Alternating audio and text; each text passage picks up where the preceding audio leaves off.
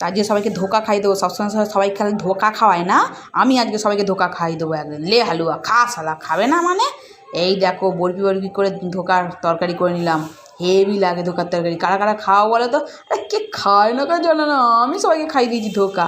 কী সুন্দর টেস্ট হয়, মানে কি বলবো, ধোকাটাকে গুলিয়ে মিলিয়ে একদম বরফির মতন করে নিয়েছি, হেভি। তারপরে এই ডাল, একদিন ছোলার ডাল করেছি, আজকে আবার মটর ডাল করেছি। তা প্রথমে সেদ্ধ করে নিয়েছিলাম সব কিছু দিয়ে, এবার কড়াই চাপিয়ে দিলাম। তা খুব টেস্ট হয় জানো তো, আমার এত ভালো লাগে, অপূর্ব। খালি ভাত দিয়ে যাও। তারপরেই তো সব রেসিপি শেষ করে দিলাম। শেষ করার পরে এবার মশলা দিতে হবে, না না দিলে তো খাপটা ঠিক হবে না। তো এই যে ধোকার তরকারি আর এই ডালের মধ্যে মশলাটা দিতে হবে, স্পেশাল স্পেশাল মশলা ঘরে তৈরি করেছি দেখো, হেভি টেস্ট। মশলাটা না ছড়ালে আবার টেস্ট নাকি হবে না, আমার বর বলছে। তো ভালোভাবে দিয়েই দিলাম। তারপরে তো তরকারি মুড়ির খাবার সিন, আমার তো কাঁচা লঙ্কাগুলো ভাসছে, না খেলে তো হয় না।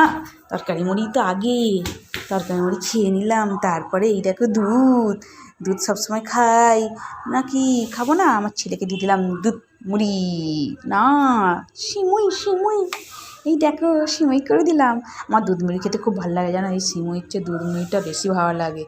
আর এই দেখো কালকে আমাদের এখানে শীতলা পুজো, আমি ভাত বসিয়ে দিয়েছি, বড় হাঁড়ি ভাত বসিয়ে দিয়েছি, যা যা খেতে